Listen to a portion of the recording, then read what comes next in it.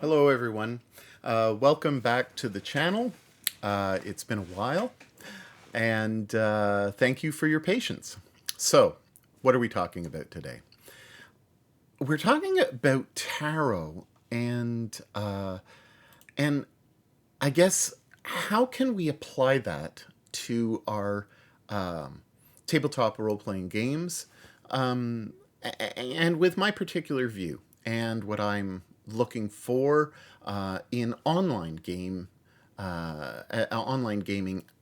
and as well as kind of trying to incorporate things. One of the things that I'm doing at the moment is really revisiting what's my voice online.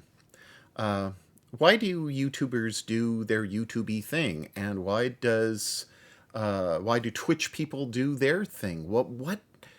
What voice do we have? Now, for some people, it's purely economic. They want to make money. They want to be an influencer. They want the accolades and the adulation, and maybe they'll get it, maybe they won't. For me, I'm trying to speak as much to you as I am to myself, and thinking through using things.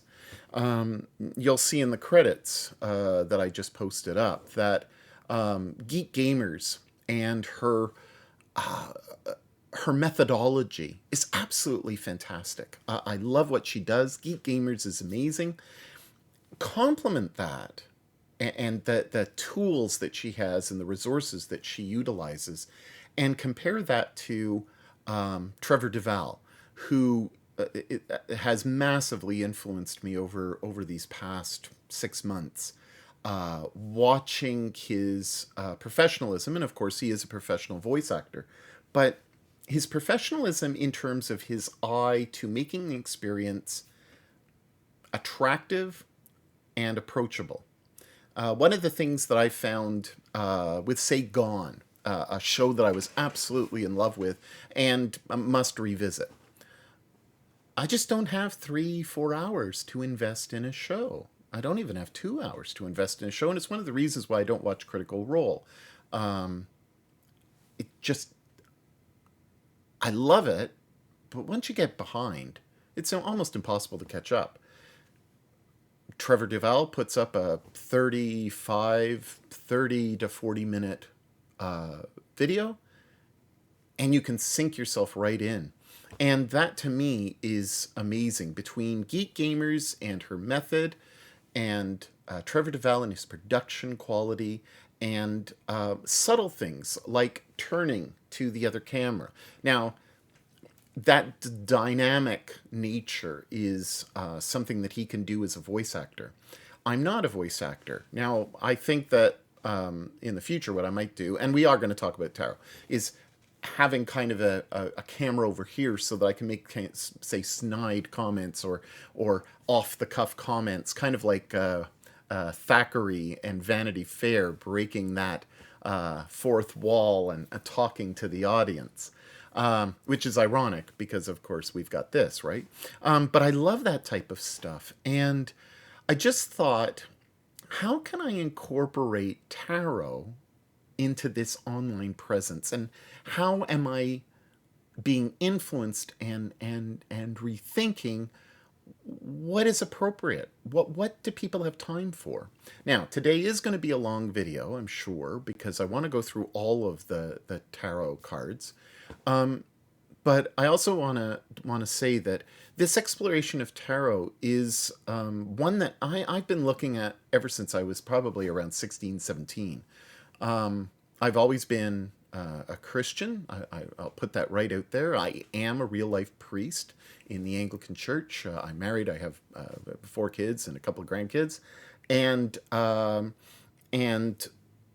my faith has always given me this struggle with the cards and with the divination aspect of things. But the reality is that they're a set of cards. They were meant to be played. They were created and developed within the 1400s and 1500s, and those decks and what we have received were really, for trick taking uh, games. And they made the major arcana much bigger with 22 cards, so that, 21 cards with a fool, so kind of a joker, just to kind of mix it up and maybe to put some personality to it. And that, I guess, is what I want to do in role playing, is put a little more personality. I love narrative role play, but I also like grognard type stuff, and the rolling of the dice. There's something very physical about just chucking dice. And now I've kind of gone to metal dice. I have a couple of plastic six-siders that I love from Vaesen, actually, and from Free League games. Those are really special to me, actually, for some strange reason. But metal dice, there's something about just clunking them around and tossing them down and throwing those bones and just feeling surprised. And that, I guess, is what we want. We want that. We want some crunch, but sometimes we don't have the time for crunch. And maybe instead of like searching around for random tables here, there, and everywhere, maybe what we need to do is we need to just jump in and spur our imagination with something visual. So games like Dixit in the past have been wonderful because they've kind of given us cards. You look at the card, you come up with an idea, and you hope that somebody's going to vote for your idea.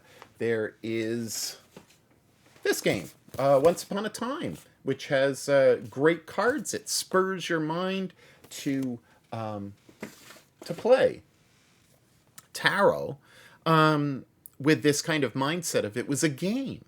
It wasn't a divination tool until the 1800s. And there was a movement to divination at the time. And if you use it for divination, that is what you choose to do. I hope that if you're going to make comments, that you remember that there are those who are fearful and against the use of tarot because they feel that it is inappropriate for faith reasons. I don't subscribe to that. And that's my personal opinion. And that's, I guess, because I don't use them for divination purposes. But I don't see anything wrong with owning tarot decks, and I don't see anything intrinsically wrong with tarot. And if you use them for divination, good for you. That's awesome. I'm never going to put anybody down. I just have a very different approach to my spirituality. And the point of this channel is generally to say, hey, this is who I am. If you think that that's influencing what I'm doing, okay. If you think it's influencing my faith, that's none of your business, I guess. I just want to have fun, and I want to talk about role-playing. So let's get into it. So, Matt Colville put me onto this, put many of us onto this idea when he introduced Cat Black's Golden Tarot. So here is the Golden Tarot box. It's quite a big box. It's a massive book inside of it. She also has an awesome online site, and it's great. And here are the cards. Very medieval in their approach, but as you can see, you've got a bunch of stuff on the table. There's different symbols. If you look carefully, they're the symbols of the suits. You'll see some animals all around, and I look at that image and I go, WTF, I don't know what the hell it is, and I can only look at the image. So here I am looking at the Ace of Coins, and I'm thinking to myself, there we go.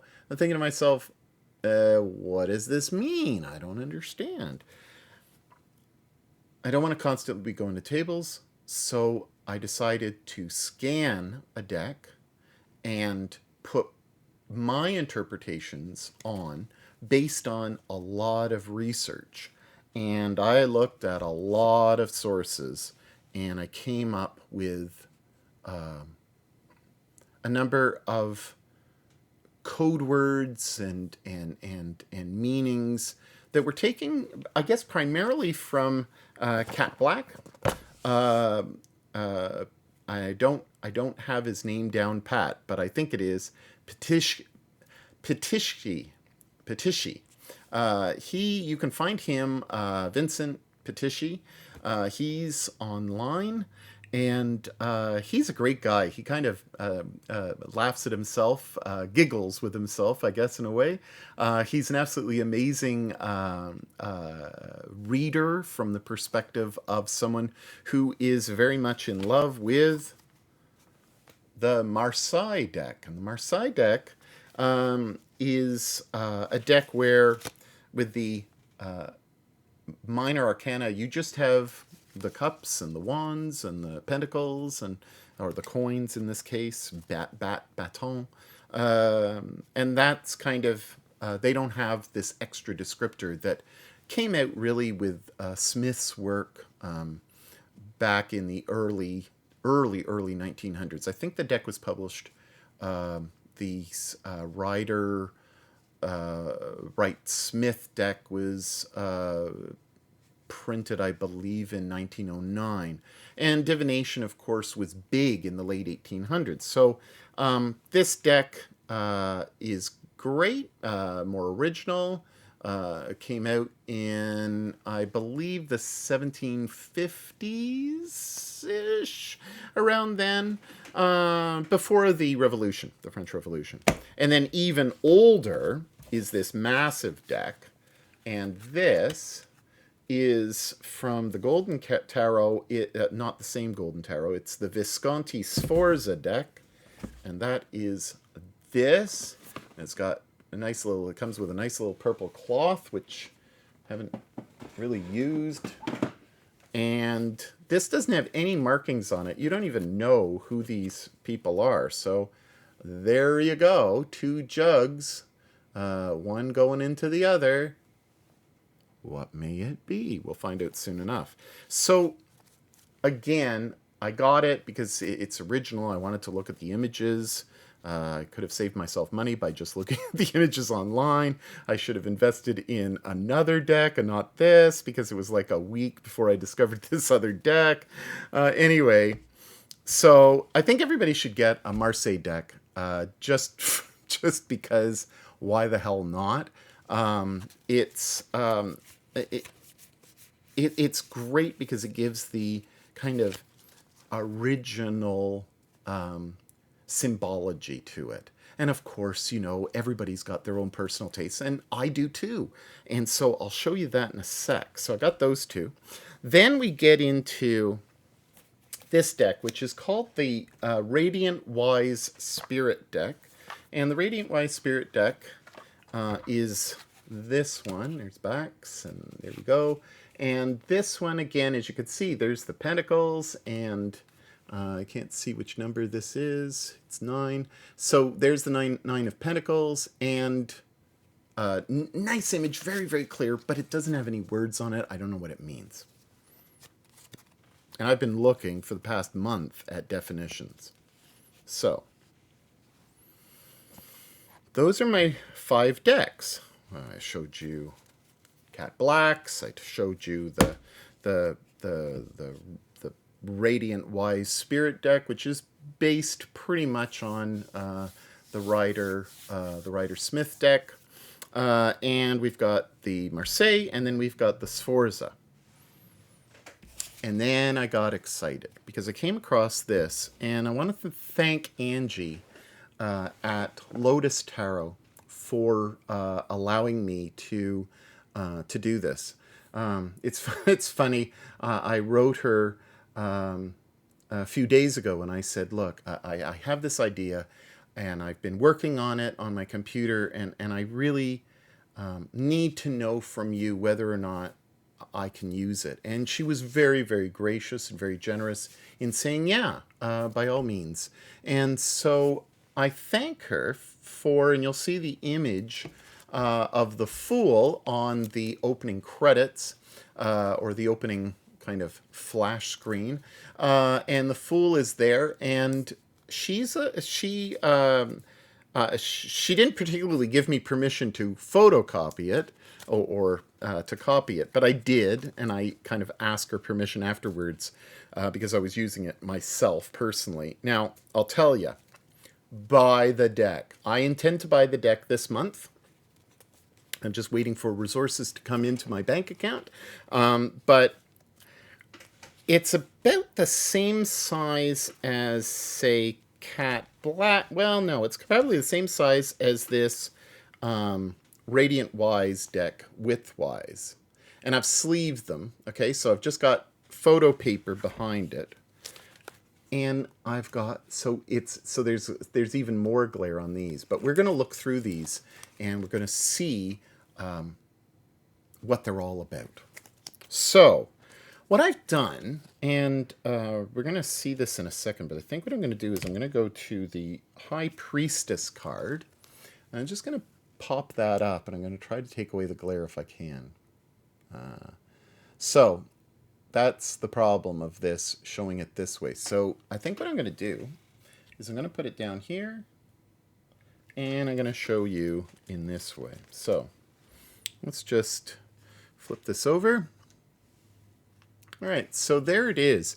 Now what you'll see that I put mystery as the keyword. And you'll also see, I'm going to move this over. And you'll see that I've got some keywords. So intuition, enlighten, duality. And the duality, if you look, you'll see the two pillars on either side. There's one that's light and one that's dark. And then the reverse is underneath the name that identifies the card. It's the second of the major arcana, and you'll see that it's the High Priestess. And you'll see that if it's reversed, which means that way, you'll see things like anxiety, passions, ignorant, and infidelity. Now, these are all traditional divinatory keywords explanations. And what I've done is I've taken a look to Petisky. I'm sorry, Vincent. You are absolutely wonderful, and I can see you smiling even as you watch, if you dare do so. Because his words are absolutely amazing. His keywords are awesome. I find them very interesting. There are a few times where I looked through a number of different sources, and I found some contradictory stuff. Obviously, that is the way that it is. He has his own deck, and you might want to purchase that as your Marseille deck. Really, really nice, and you can actually download it for yourself for personal use, but I would encourage you to get the deck. It's not that expensive, and includes shipping, and it's awesome. But again, Angie and the people at Lotus Tarot, please support them. Absolutely great. And I found that these images were fantastic, and there were only a couple, and I'll talk about that in a second, that symbolically were missing a couple of cues that I thought might be of interest, because, of course, I just have a particular view to that stuff. So let's march through this. So we don't start with 0 with the Fool. We start with number 1, the Magician. So let's go back to our desk view. I'm going to put this card down. So here is the Fool. Now you're going to find it hard sometimes to see the upward part, but it's awareness and mastership.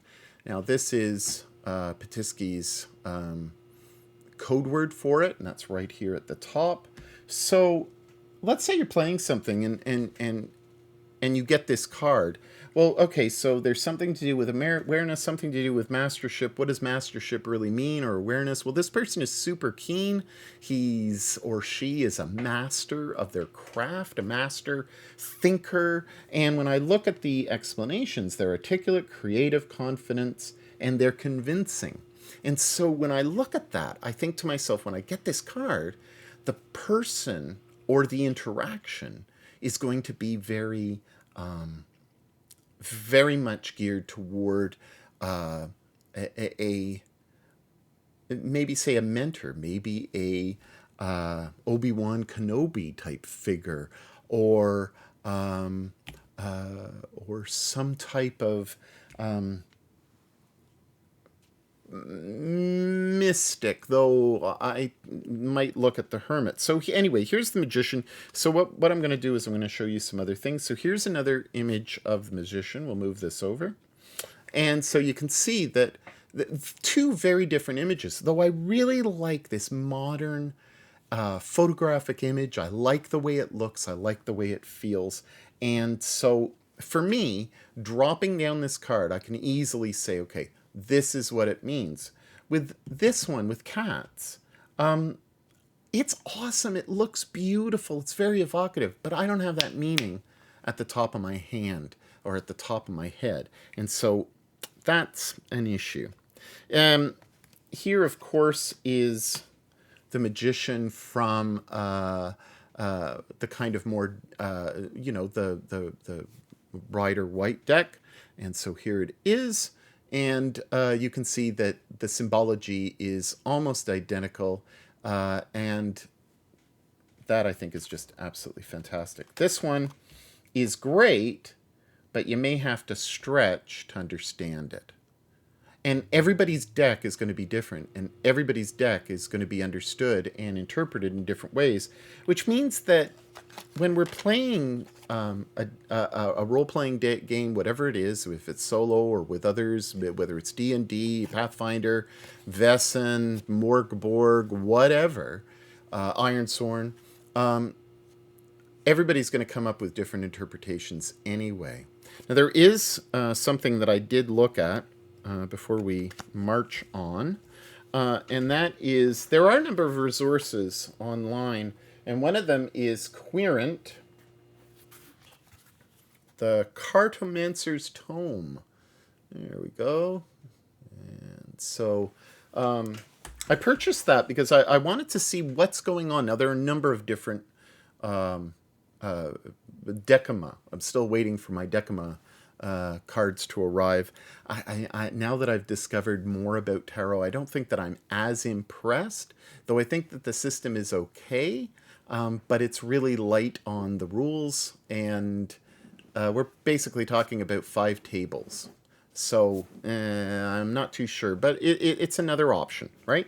So, and then, of course, we have these 2 cards, and these are the others. So I don't think that I'm going to go through those, though I might. So I'm just going to flip these over. Now we're on number 2. So this is the High Priestess. And the High Priestess, again, mystery. There's intention, enlightened, duality, and wisdom. And from the image, I guess we get this sense of a person who is very, very wise. And there's, whenever you see the moon, there's that aspect of mystery, of hiddenness because of the darkness and light. So I really like that. If it's reversed, there's an anxiety and passions, ignorant and infidelity. Again, I think that those words also I've chosen because they kind of also highlight a difference, and maybe if you look to the opposite of those words, you'll realize what the true meaning of the card is. You know, if you're overly passionate, you're not gonna be thinking too much because you're going to be ruled by your passions and your emotions. Whereas an enlightened person, a person who looks at the duality, and this duality is looking at both sides of the coin, right? It's not just looking at, duality, not duplicitous, right? So I really like this, and I really like the deck. Here is the High Priestess, and you can see again that I'm going to have to do this, I think. So you can see the difference in the approach of the cards.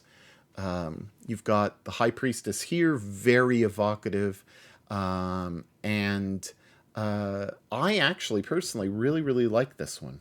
So there's that, and I'll show you just the other stuff. So here is the inspiration, of course, for this. As you can see, very, very similar. Lots of the same imagery. You've got the B and the J, and I'm sorry, I forget. I forget exactly what they represent, but I think that it's a divinatory recognition. It might have been. There's a symbology there that escapes me at this time. So, again, a very, very good use of the cards. So, and of course, here are the other two so that you can see them. Pretty much basic. So we get into the third card, and here is the Empress. So the Empress, again, creative. I had to change the color because it was too bright up here, but creative, maternal. Again, Patisky's keywords has been used.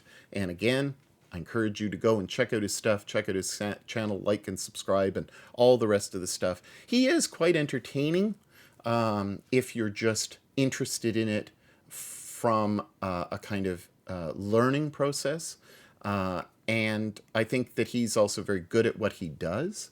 But he comes with a particular perspective. John Ballantrae comes from a very different perspective. He would be appalled to have the keywords on here because he'd say it's all about the image, whereas Patisky would say, well, you don't really need the images as much as you need the meanings behind there. And that's, I guess, the reason why he prefers the Marseille deck. Don't be overly influenced by the images. And I've taken that really to heart. So here you'll see that there's cooperate, there's abundance, nurturing, healing. This is a very maternal influence, a very nurturing influence. And, you might have a character that's a male and has this. Well, there are many nurturing males out there and compassionate, loving males who also have that abundance of spirit and care. And so you can let it work the way you want. Selfish would be the opposite, neglect, weakness. And of course, these are all not just direct opposites, but they're also informing opposites to what's there. So my hope is that, I'll be playing something, a solo RPG, might be involving Mythic. Most likely it will be Ironsworn because I just love it. And I'll drop this card down and I'll be able to read what the influences are and what the card means, and it will aid me in my further kind of understanding. You'll see that the other cards here, that didn't work. So there you go, and of course the other one, beautiful cards. And I think that's why I'm so enamored by these cards, is that they really make me think. And I love that. I just love being able to kind of look at the cards and say, hey, it's like going into an art gallery. You go into an art gallery and, the words are so much broader than what I've written down here with a piece of, with this art. And I think that what NG has done is remarkably perfect. I love the redness of this card. It's a leadership, but this is a strong leader. And if you look at him, I've used the words architect, initiative, motivator, ambition. Again, these are taken from a whole bunch of different resources, and I've used about 6 or 7 different resources to kind of look at words and to see which words repeated and then which word might resonate. And then there were times when I just kind of chose my own word, and I had a thesaurus open at all times, kind of looking at, okay, I don't want to use this word, maybe I'll use this word. I got overly ambitious, and I printed these all off a couple of days ago. And I kind of regret that because I was hoping to put them all on an Excel sheet and then take out the keywords that were repetitive and try to find a word that wasn't used twice to describe a card. But I got trigger happy and decided that's what I wanted. So He's an architect, he's a motivator, he's ambitious, he takes the initiative, he's strong. And whether a female character or a male character, this is a strong individual who knows themselves and who knows that they're in charge. What are the opposites? Well, lethargy, powerless, lawless, and illegitimate. This would be maybe a usurper. This would be somebody who isn't motivated and doesn't know their own strength or their own capacity, at least. Kind of that's my initial thought. Now I want to. My decks are all over the place. So here's the Emperor from the Radiant Wise Spirit deck. And you'll see, this is an Egyptian symbol. And here, so here's the Emperor. It's hard to make out, but there's the Emperor, and you'll see that he's got the trappings of an emperor. He has he has a scepter, and he has the Bali thing, which I should know, and is completely gone out of my my vocabulary at this time, so I'm sorry. But anyway, these are clear designations of him being anointed as leader. And so I'm not too keen on the Egyptian symbology, but that's my issue. And given that tarot, from a divinatory perspective, draws itself from Egyptian imagery and Egyptian symbology and influence, it makes sense to kind of put that. But the original drawing did not have that kind of Egyptian scepter, as it were. And so the Emperor again here it is with that Christian kind of symbology on it.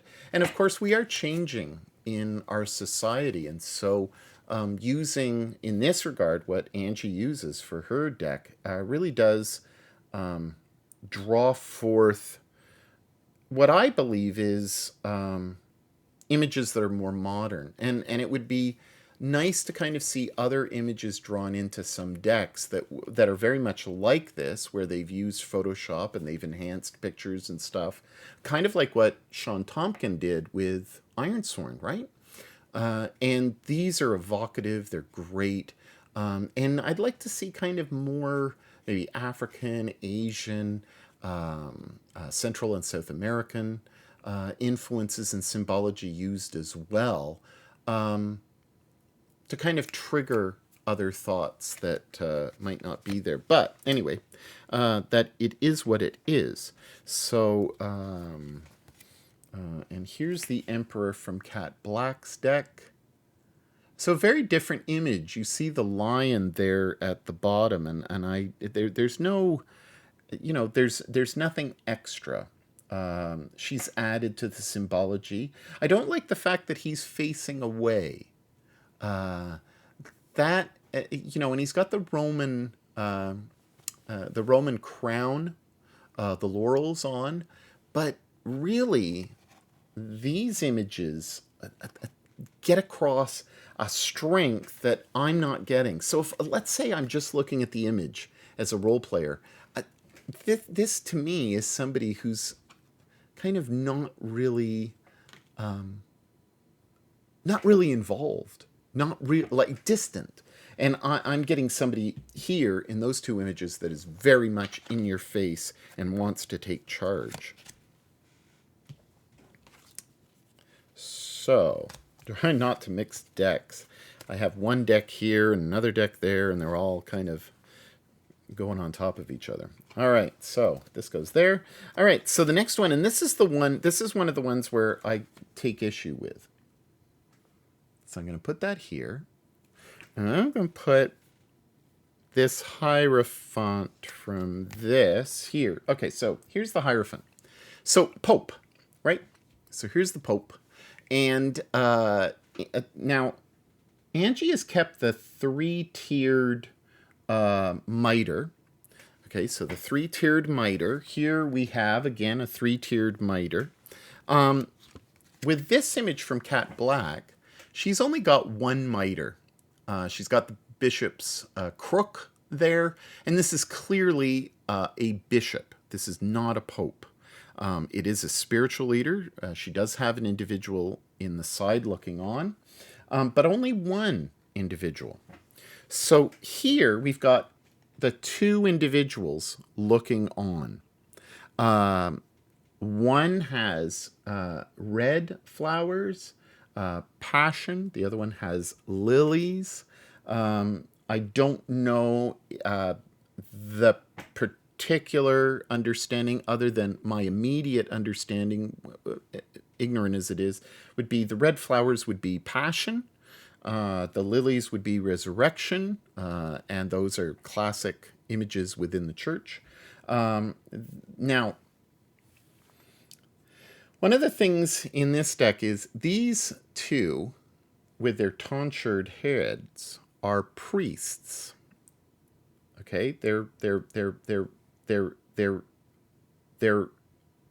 involved in the service. They're involved in the ritualism. They're involved. They're leaders. They're not just regular old parishioners, as it were. These are officials looking to the Hierophant, looking to the Pope for guidance. Now, you see this? See the little two fingers there? And I'm going to bring this right up close if we can. And of course. So you see he's got the two fingers raised. Now, here in these two images, okay, you're going to see that both of them have the two fingers out. Now, this guy here has a little cross, a stigmata on his hand, showing his devotion, his faith, right? And all the trappings of this image are faith. And of course, these are very similar to those, right? And there's the three-tiered Pope symbol. As a priest, one of the things that I do is I'll bless people. It's something priests do in the Anglican Church and in kind of Roman Catholic, Lutheran, whatever. And when I bless somebody, I take out my two fingers. I think if you're a bishop, you can use three. I don't. I got a handbook on all these little things. It's right over there. So when you're blessing somebody, you bring out the two fingers. It's kind of one of the. You just do. It's what you're taught. I know that there's a significance as to why it's two fingers and not three. I think the three is because you're a bishop and you can do that, and the two is because you're a priest. Anyway, the point is that what Angie is missing in this image is his hand is behind his head and it's kind of curled up. He's not doing a blessing gesture.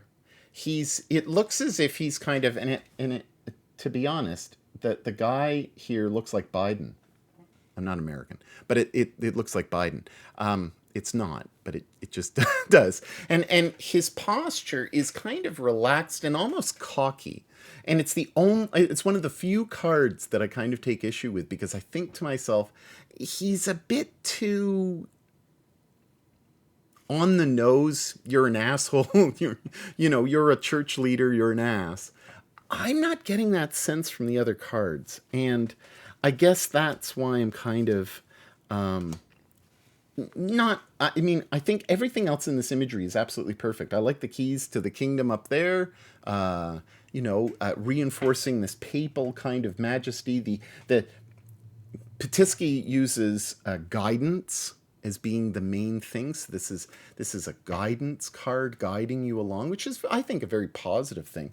And then that kind of keywords are redemption, conformity, ritual, and order. And I think that's one of the things that we can kind of look at with the tarot and say, yeah, in a perfect world, maybe, but we in the 21st century look to authority with great suspicion. And so, yeah, he is kind of lying back and a little, I guess his approach is a little more negative in the way that he's sitting. It's not a posture that kind of breeds confidence or any type of guidance or spiritual renewal. He looks a little cocky to me. And so I think that with this image, I would be much more inclined to kind of look to it as you're going to do something, and you've got approval to do it. And maybe something that you've done has changed the mind of whoever the main kind of NPC is, or maybe your influencer, your guide, your guardian, your guide. If you want to look at Joseph Campbell's hero and that guide, maybe this is the guide. And it's positive. Negative, intolerance, and charitable and malevolent. You certainly don't want that, because that is mostly how a lot of people see the church or see religious authority. And it doesn't just have to be Christian, it could be any religious authority. So, it's just an interesting take that I have because I'm a priest. So I look at that with a very specific eye. So we turn to the lovers. Now, I'm going to tell you, there's nudity now, so don't drop dead, okay? Just saying. If you're offended by nudity, skip ahead. You probably need counsel, but whatever. All right, so there you have it. I think that this is awesome. Again, it's very evocative. Here is Cat Blacks. So very similar, again, to nude figures. And the figures are drawn very well. Patisky would say it originally was the lover. It's changed in its definition. But the key word is duality. Again, I'm not sure if I like this duality word. I wish I could have taken it back, and maybe I'll reprint the card. But I understand what it means. It's kind of complementary, the yin and the yang, the male, the female, and what that can bring. If you're part of the gay, lesbian, trans, queer community, this is a hard card for you, probably, because it doesn't speak to your experience. So I think it is important to look at that love aspect and that community, that kind of approval aspect that you get with this kind of heavenly figure above, kind of with hands open as a blessing. And so you'll see that the words are companion, compassion, devotion, bond. These are all very positive words, and I think that they can help. The negative would be frustration, temptation, separation. There are lots of decks out there that are specifically geared towards people who have different orientations and different self-definitions, so you could certainly use that. But I think that this is kind of, it's traditional, but it also gives this yin-yang balance. And I think that that's important as well to the companionship. But again, I'm not too sure if I'm comfortable with the duality. It's a combination. It's a bringing together of two things that are different and bringing them into one and celebrating that. The negative, frustration, temptation, and separation obviously are, again, that bringing of one. You separate them off. Beautiful cards. Here is the other. I like this because look at the angel's kind of hair cap. Very evocative. You could easily use this for lots of kind of D&D sessions. And then, of course, you've got this card here, which isn't coming into focus. But again, you've got kind of Cupid up there. And you've got an intermediary who is either marrying them, bringing them together. There's a bond. Now, if you're the lover, Cupid is striking you so that you fall even deeper in love. It's interesting.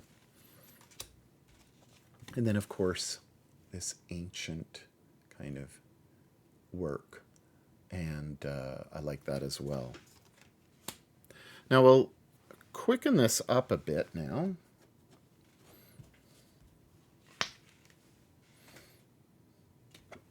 So, oops.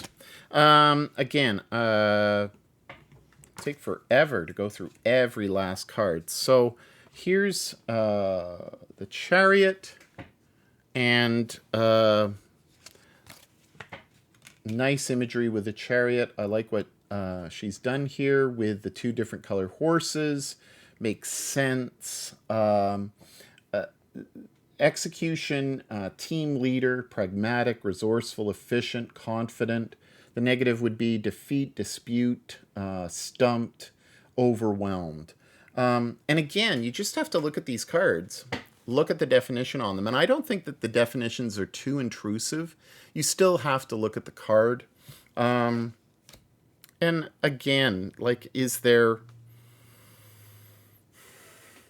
anything there that is, distracting? I don't think so. I like this quite a bit. The only difference is that the horses are on different sides. I don't think that really makes a difference, though I could be corrected. I like how she's kept the image of the king driving this. So execution and team lead. It's very clear understanding, and there you go.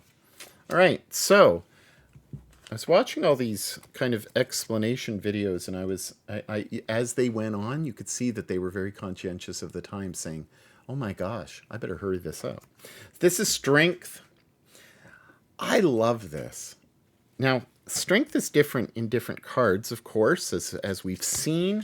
Here, you'll see the opening up of the mouth of the lion. There's a taming that's going on, and I've got mind, body, and I've got an inner strength, and I think that I call it something a little bit different. Inner strengthen.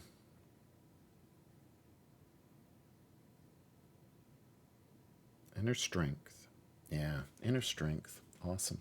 I like how there's a mountain in the background, which is evidenced here. Sorry, I'm not over far enough.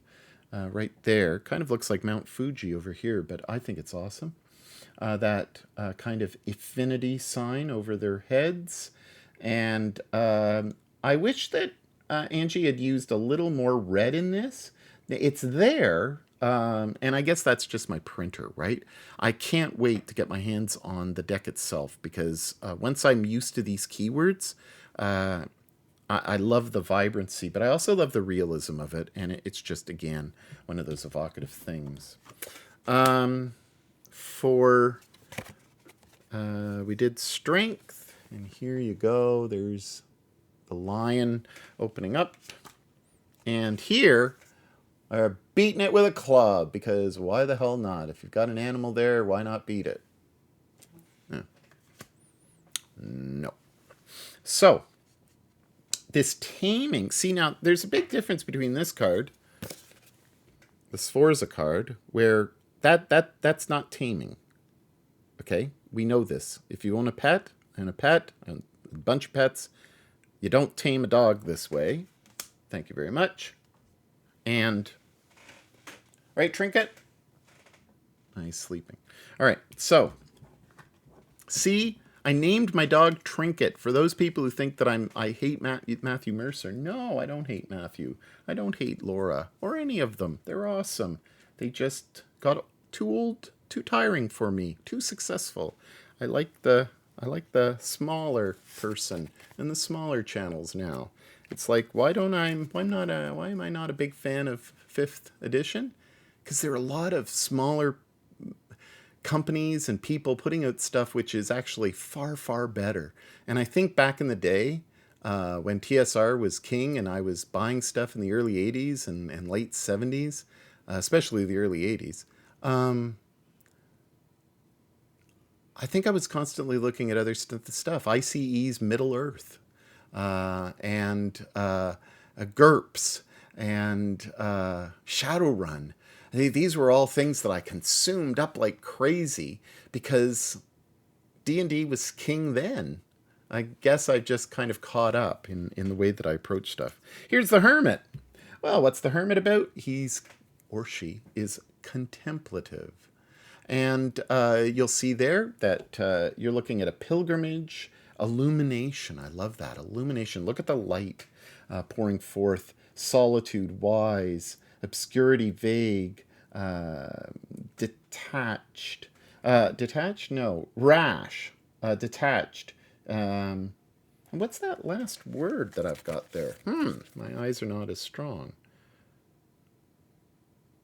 Shattered. Yeah, shattered. Um,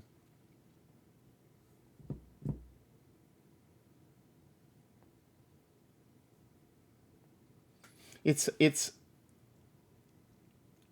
it's a card of introspection. You've made a choice. You've gone away. And again, like all of these cards are so useful for role playing. But I think that for if I'm just doing it at home, I don't need the definitions. I can look and grab something. And I have a sheet here, which downloaded off the internet, Simple Tarot. Not all the definitions are great, but you can kind of do a quick reference, a one-sheet reference. But if you're doing something online, make sure that it's quick. So that's the Hermit. And you'll see that the Hermit is also here. And again, same type of evocative stuff. So I see that I'm behind with the Cat Black stuff. Here's her Hermit. I like that. But she's got does and all sorts of other stuff. This one has nothing, right? So you've got all sorts, and then you've got a very plain image. Then we go to the Wheel of Fortune. Just moving on here. Here's the oldest card. So there's what the oldest card looked like. One of the oldest cards, right? You've got the Marseille. So you've got a couple of animals going around. And then I got these two. Now, this is highly symbolic. It goes beyond my knowledge. But you'll see here a cow, a lion, an eagle, and an angel. My first thoughts are probably wrong, but I think of the Gospels. They're images that have traditionally been used. When I was in Sunday school, we'd have these images, and they'd be used for Matthew, Mark, Luke, and John, for the Gospel writers. I think that those, like a lot of things in Christianity, there was a usurping of, or a syncretism of the images from the zodiac. And so it is entirely possible that these images predate the Christian ascribing to them. So that's possible. But for me, I see a wholeness. There is a development, a destiny. There's opportunity and evolution, future joy, luck. This is a very positive card. There's a lot going on, and there's a lot of positivity about it. And also, it what goes around comes around. If you've been hurt or abused, or your character, I mean, then there will be a retribution. There will be a coming around. If you're feeling low, you will be happy. If you're feeling happy, you might be going low. But it all goes around in a cyclic fashion. And there's an element of comfort to that, and there's an element of fear, I think. The opposite is interruption, bitter, regret, predetermined. So as opposed to luck, the negative of this would be predetermined. So something is going to happen to you regardless. It's not luck based. And that might be a decision making from a game perspective. If you're GMing other people, you may draw this card and say, okay, well, this is what's happening to you. And you take away agency from your players for that particular moment. Taking away agency is terrible. Ask Adam Coble. And it's dangerous. But it also can be fun if you have this understanding that you're going to be using these cards in your gameplay. So kind of like asking permission with the X card, or whatever kind of pre-game system that you use to, you know, to collaborate how the story will go, and what's fair game and what's not fair game. This card might give you permission to take away agency as long as it's appropriate and within the bounds that your group has given you. If you're an individual and you're looking at this, well, go crazy, right? So those are those two cards.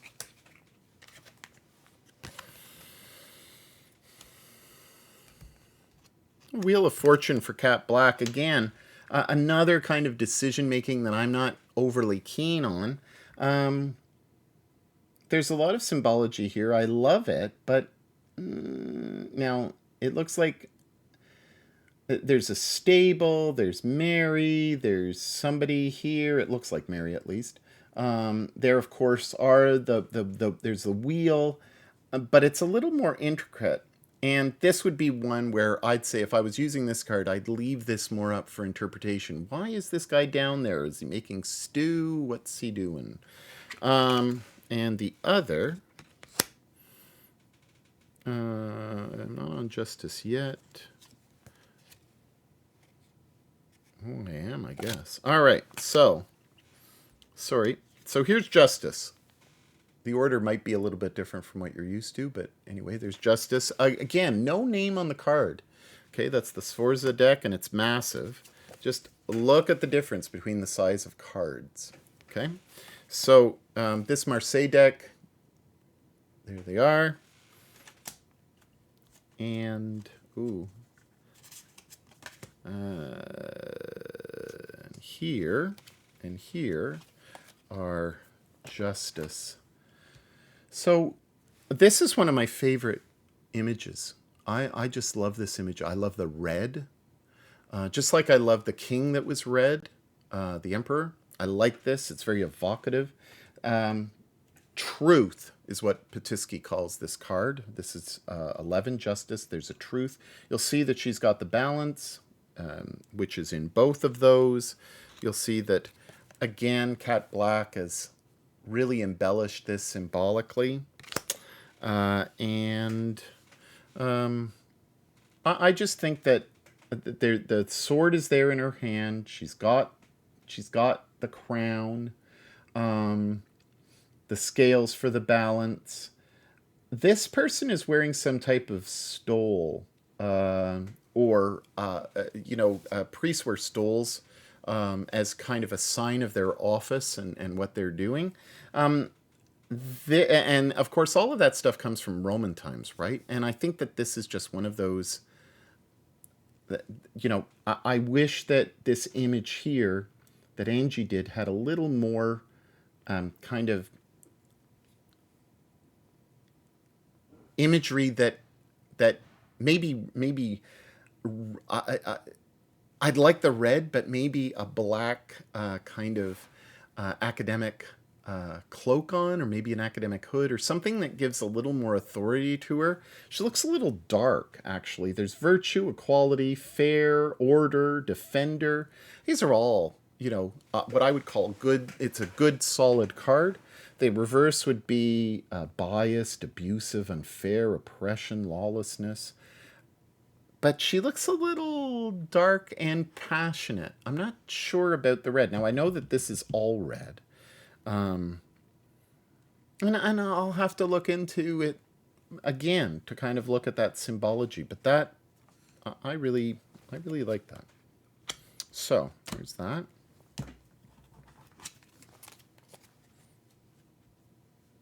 The hangman. Or woman. Here is that image. Here is Cat Black's image. I like the foot across. There's something very, I don't know. I guess, like many of you, I've been very influenced by 9/11. And I remember watching in horror, and I remember thinking about those who had jumped. And I remember one image of somebody falling, and they had their leg crossed. And so this image brings a different memory that I've imposed on it. And I think sometimes if you're using these cards for role play or for creation, I mean, there's lots of books on writing with tarot. And I find that this is just an absolutely great card because it's a sacrifice. It's a willing sacrifice. The image that I'm imposing on it is a very dreadful one and a horrific one. And sometimes we need to wrestle with that when we're working with these type of things, just like games, right? The reason why we have X cards and stuff like that for people who are unfamiliar with each other and maybe need to just ask each other, hey, if I go here, is this okay? If I go there, is this okay? Gaining permission. Because sometimes, you'd look at this card and you probably wouldn't, in your slightest, your mind would not go to 9/11 with this card. And yet for me, I do, because that image is indelibly marked in my mind. And so there's that distancing that we need to do as players to kind of take away maybe from the horror. And I guess this is why the divination aspect of this, or the psychological aspect, if you look at it from a Jungian perspective, is positive, because it makes you think about your own reality and what triggers you and what doesn't. So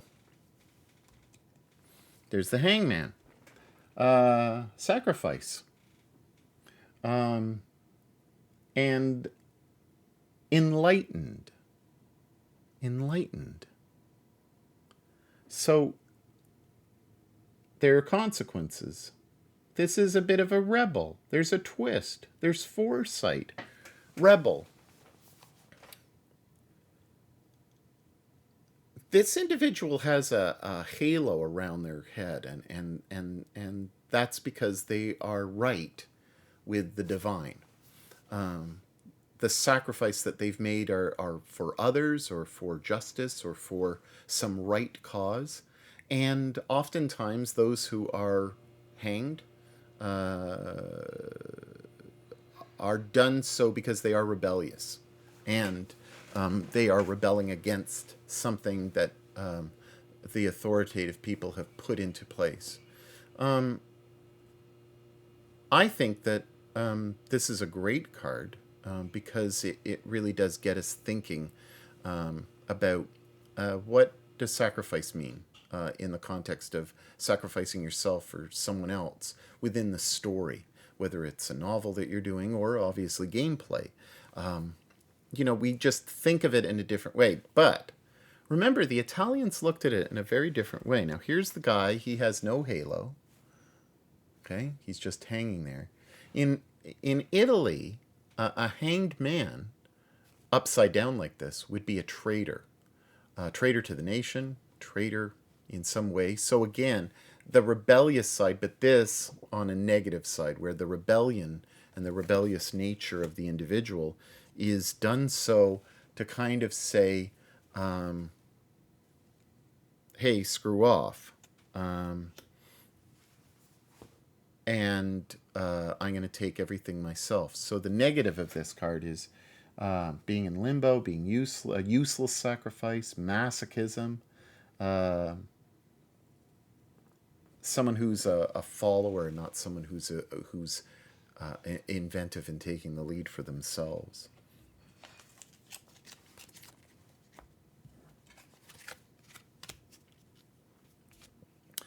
We'll look at death. Very cool image, very surreal. I'm getting a lot of Salvador Dali vibes. Salvador Dali has a tarot deck out there, by the way. There are a number of different images. You have this one, which is the Marseille, and then this one, which is from Smith and her work.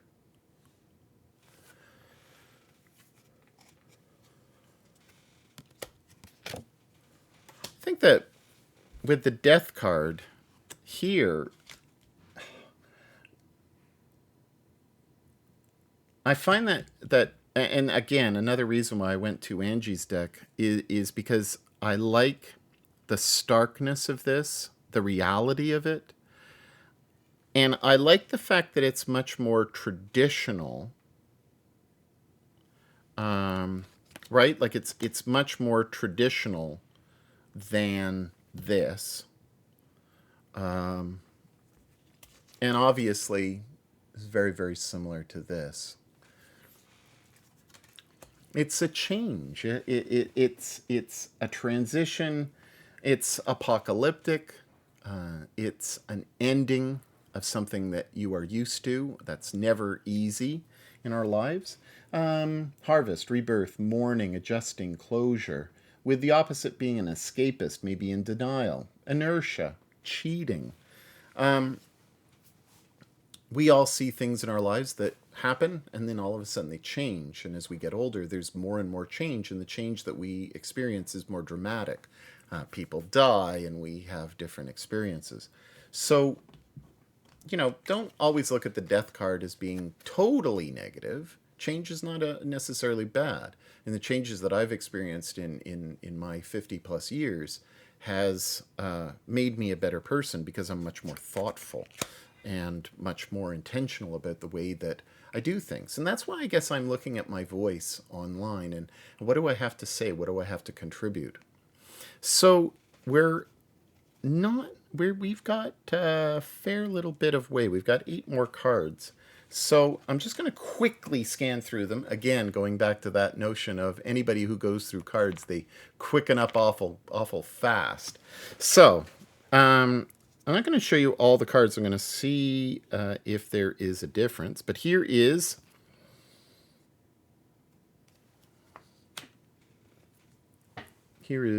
temptation, or temperance, I mean. Temperance, you've got the eagle and you've got an angel. This is an inspirational card.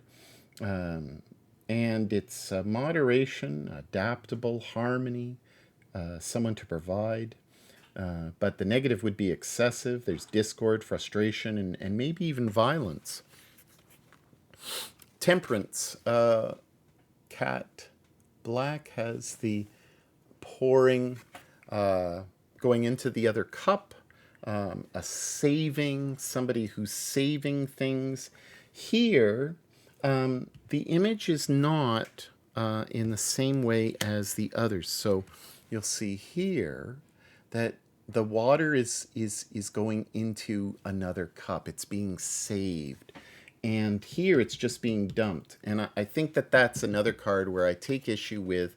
I think that with all of the images having the water again saved and put from one temperance. This is a person who's evaluating costs and making sure that everything is saved, everything is measured, everything is in moderation. Well, we have the devil. Ooh, scary stuff. There you go. There's the devil. I think this is great. First of all, bang, right away, what's the first thing that I, as a Christian, look at? And you guys are all going to be thinking, oh, it's a scary look, or this 5-star pentacle on him. No, no, no, no. They're clothed. Remember, in The Lovers, they had no clothes. Angie's chosen not to put clothes on, or to put clothes on them. That's an indication of the fall. It's brilliant. Now here, okay, so here, no clothes. Okay, devilly, just like devil should look, I guess. And here, again, more nudity. Oh my gosh. Wonder if YouTube will take me down. And here's the other one, and this, of course, has the double genitalia of the devil, and they're in chains, right? They're in chains, and they're also naked. Choosing to put clothes on the image of the enslaved shows that fallen, that symbolic fallen nature, that they no longer are free to do whatever they want. There's no freedom. They're restricted. There's shame, I guess. So when I'm looking at the image, say from a Ballantyne perspective, he's, John Ballantyne, who's a British person who has a channel on tarot, an excellent channel, by the way. So, you've got hedonism, you've got enslaved, you've got, this is awesome. Actiophobia. Actichophobia. Put that down. I'm not sure if it will focus for it. Nah, it won't. Okay, so, and I don't think that will. Oh, maybe that one will. There it is. Actichophobia. Know what that is? Fear of failure. That's one of mine. And it's one of the reasons why I haven't continued doing things regularly on the channel. And that's one of my kind of goals this year, is to kind of get over that fear of not doing a good job, or not having all my resources in line and stuff like that. So, fear of failure. Wow. Have you ever thought about that? Panic. And isn't that what, if you're going to believe in a devil, or you're going to have an adversary, what are they taking away from you? They're taking away your freedom, and they're taking away your self-confidence. There you go. So there's that, and there's that. All right, so now we're on to the tower. Again, she does a great job. I love this kind of intentional lightning. It's a bit different than we're used to seeing. Cat doesn't even have lightning there. There's the horror. You see the horror, but you don't see the horror there.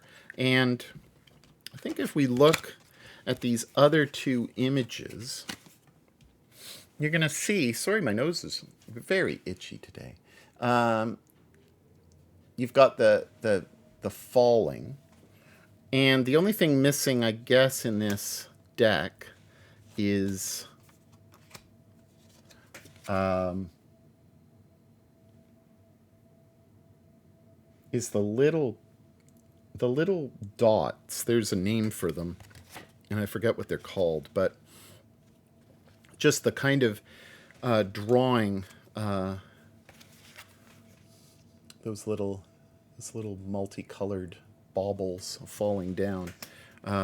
Toth? No. Anyway, it's part of the mystic element, and it's not in this. But you get the basic idea. It's disruption, complacency. If we're not prepared for a change, if we're not prepared for disaster, this can happen. Go look up.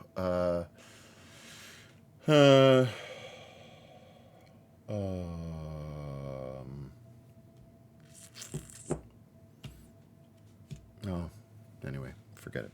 So there's this, and it's crisis and sudden and delay and overthrow and liberate, with vanity, carelessness, negligence, oblivious. Hey, this is a card that's saying, hey, is your character aware? Is your character knowing what's going on? And again, Just like that very much. That's the stupid Marcus Aurelius. Yeah, Marcus Aurelius. Check out some of his writings and Stoicism, and look at that stuff in terms of understanding the card. All right, so there's that, and get this, and here's the tower. Now, what are we at? The star. Well, the star. Again, naked body, very well done. I love the way that it looks. Here's the image that she's using as her kind of model. There's a great kind of pond, but you see how she's dumping out the water. And this is why I made mention of the other image where the water's being dumped, is that with, is it temperance? No, I keep on calling it temperance, but it's, yeah, it is temperance. So with the temperance card, temperance is saving everything. This card, the star, is being wasteful, at least in my mind. There's success, there's health, there's happiness, there's guidance. But why are they emptying the jugs? It just seems to me to be kind of, one is into the ground and one is into the pond. I guess I need to look up more of the symbology on that, and maybe I will be educated. All right, the star. Here is Cat Black's. Nothing super special, though. She's not, but see, in this image, she's not jumping the water at all. See, there's certain kind of editorial decisions that are made that I'm kind of like, why do you do that? And of course, here in the Marseille deck, they're falling. They're dropping down. So, I think the reason why there's not a lot of videos on the cards all the way through is it would take forever. I mean, we're already an hour and 17 minutes. So, let's just get through the major arcana. Let's do it in a timely fashion. Here's the moon. Remember I spoke about the moon earlier on. Again, mysterious paths. That's Petiski's kind of key word for it. Mysterious paths. You have two different colored dogs. You have what I've gleaned as being intuitive, dreams, discovery, terror, and the occult. So this might be a card in your game that you kind of bring in an added or extra layer of mystery. And if it's reversed, you get maybe exposing a secret. There might be deception or minor mistakes. I like that card. I like that card a lot. And so, let's just look at a couple of the other moon cards quickly. There you have them.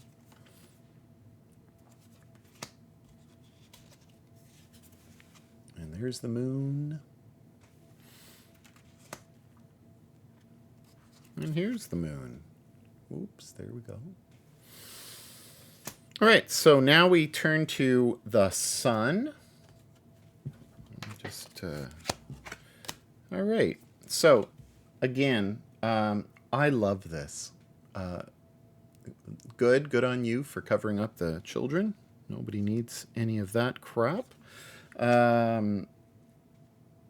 It's a beautiful kind of image. I look at this and I say Teletubbies right away. And of course, maybe that's because there's sunflowers there. But there's an innocence, there's a beauty about this, and you get the sense immediately that this is a good card. Healing, vitality, confidence, blossoming, safe, and it's a nurturing card. Love it. And the negative is depression, sadness, in spite of success.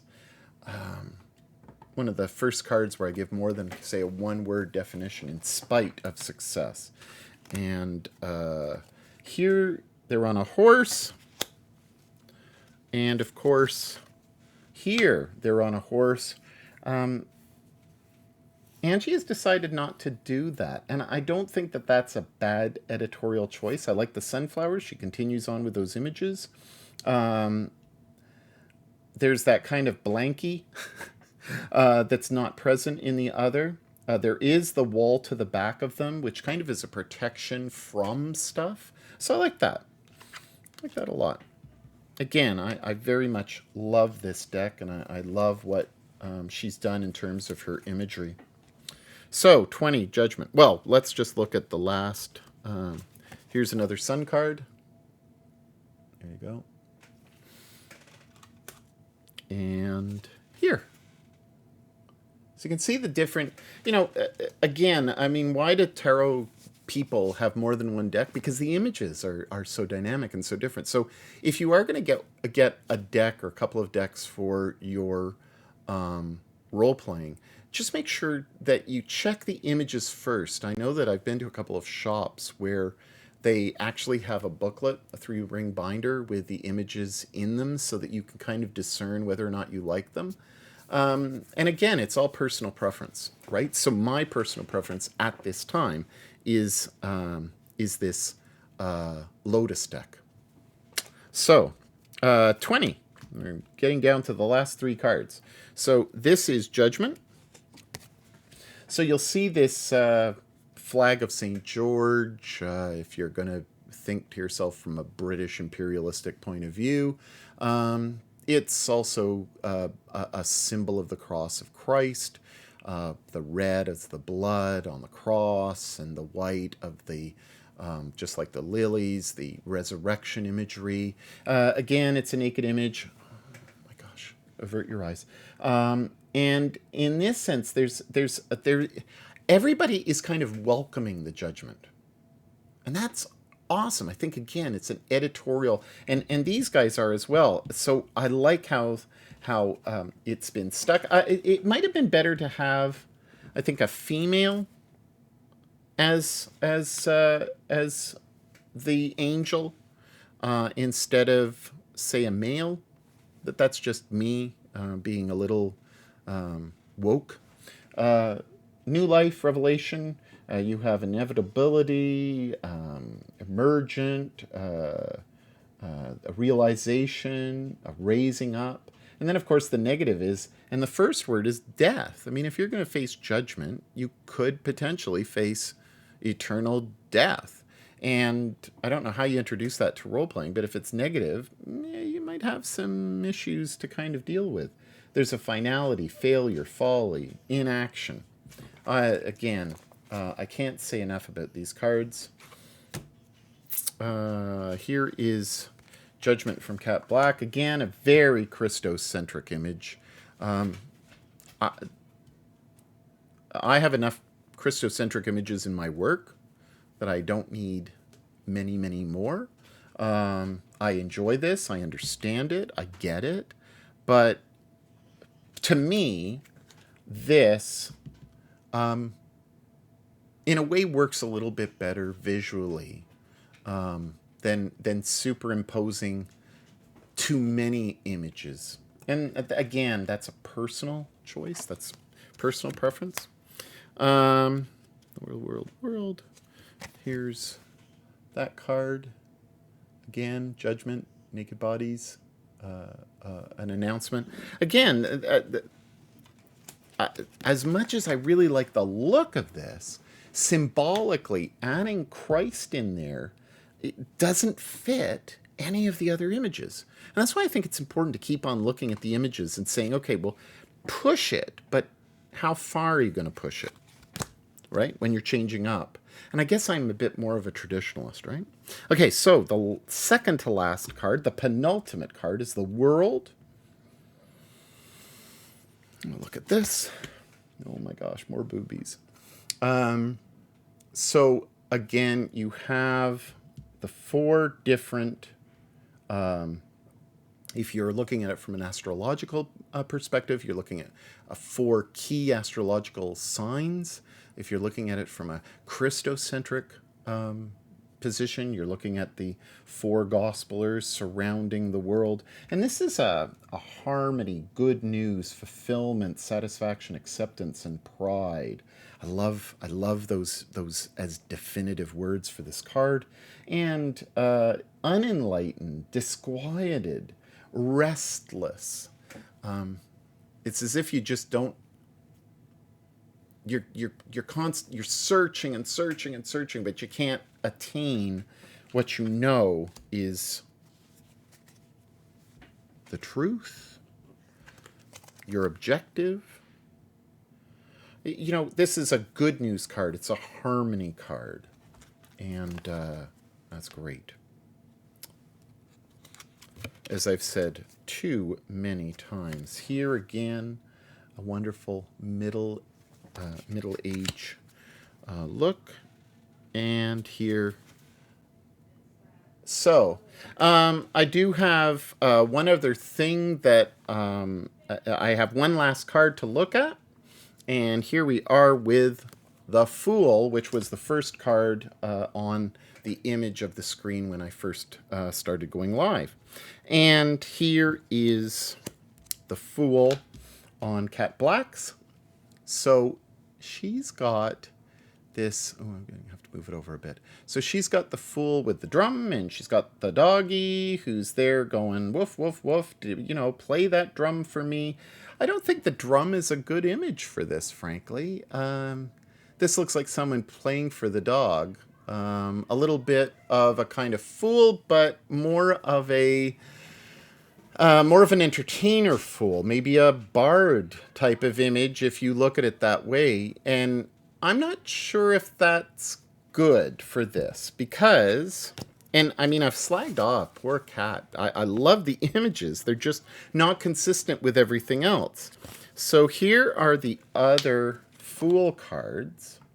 So here you've got, and the dog is right there, right? And there's an obliviousness, and I think that Angie has captured that perfectly. It's a naive optimism. It's a naive optimism. And carefree, aimless, impulsive, fresh start. But the negative to that is apathy, indecision, negligent, and reluctance. Yeah, it makes total sense. And then here's the Fool. Again, you've got the dog ripping the pants. So there's a bit more of an aggression in the Marseille Tarot.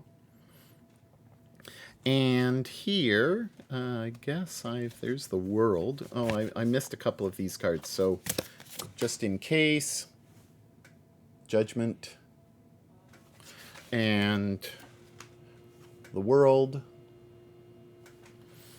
And here's the Fool. And the Fool doesn't have a dog. Right? The Fool doesn't have a dog in this original kind of image. And, but you get a sense that the person has been kind of wandering around without any, without anything on their feet and is kind of unprepared. There's an unprepared nature to this. And I think that that's, a good way to kind of approach some things. So I'm going to stop here because we have gone on like a nightmare long. I don't know if I've even done a video this long in the past. I hope this has been helpful. I don't know if it is or not. I'm just here to try to give you a sense of what I'm thinking about, what's in my mind and where I'm going.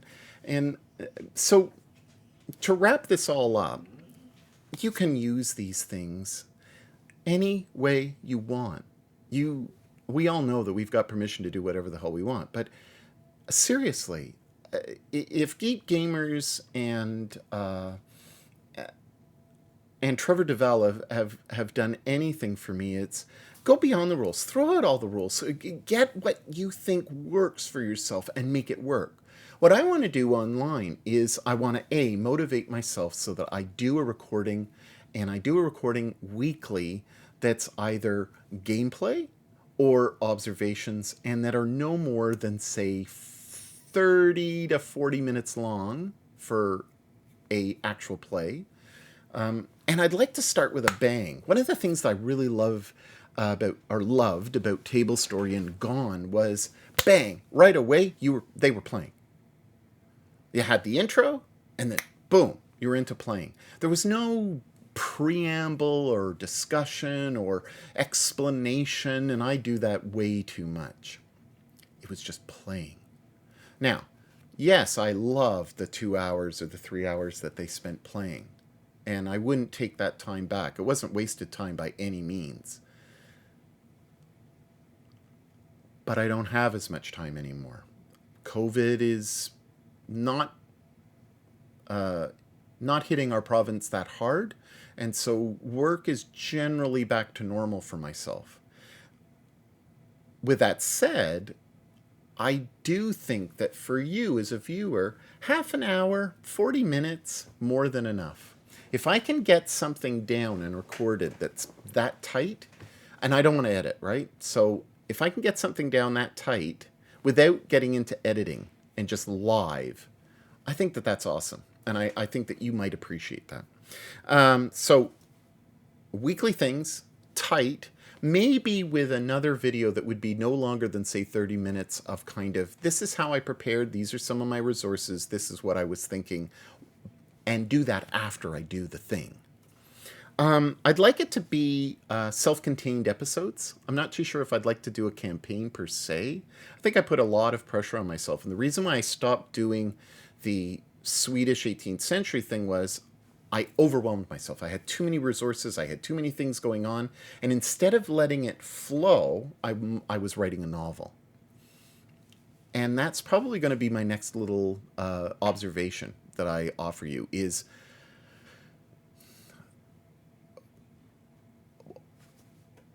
where are we going? What are we doing with this hobby? And how can we make it approachable? How can we make it attractive? How can we be free from some of the constraints that we put on ourselves? And how can we do it where I respect your time? In this video, I haven't respected your time at all, and I'm sorry that it's so long. But if you've watched this far, great. And if you have watched this far, like and subscribe and bell and stuff, though. Do you really want to hear when new videos are up? I don't know. So, yeah, I hope you've enjoyed this. I'm hoping, as my last thing, is that I entertain myself and that it forces me to play weekly alone and just enjoy crafting and telling stories. That's what I really want to do, is I want to tell a story, and I feel that I've got something within me to tell that story. And I think that's why everybody likes role-playing, is because it captures our imagination, and it excites us, because deep down we're all bards. I think it was...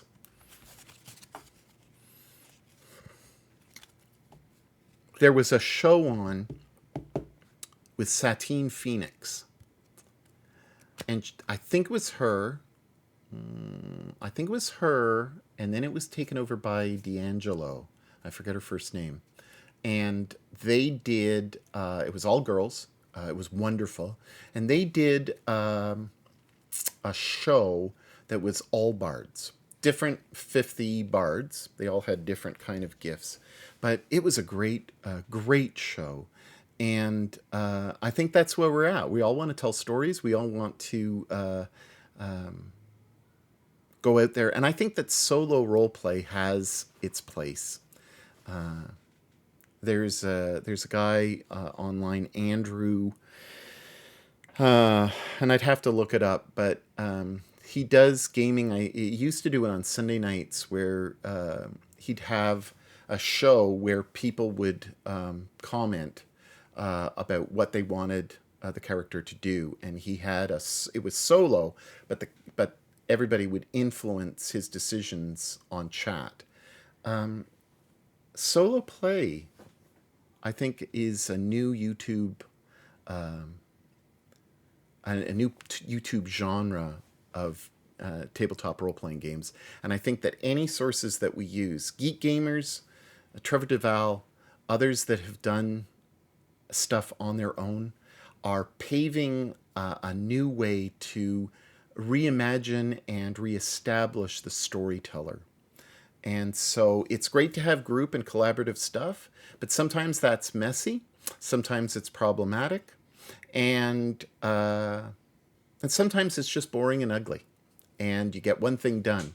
So what I want to do is get things done, use my imagination, be in control, and yet not in control. So we're going to see what happens with the channel and what happens with everything. Thank you very much for watching.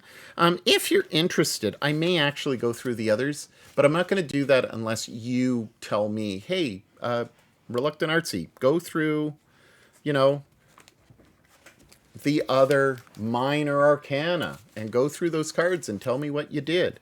I will not be offering any of my files at least not these files. If you want to go through all the work, go through all the work yourself and do something like this, sleeve them all up. But really support the creator, support Angie, support the other creators that I've mentioned, and find your own meanings. Your own meanings are gonna stick with you much more than anything else. So my dog is getting antsy. It's time for me to say goodbye. Thank you very much for watching this super long video. My phone is probably going to explode with the heat, and I'll see you the next time. Hopefully, it will be sooner than later. Take care.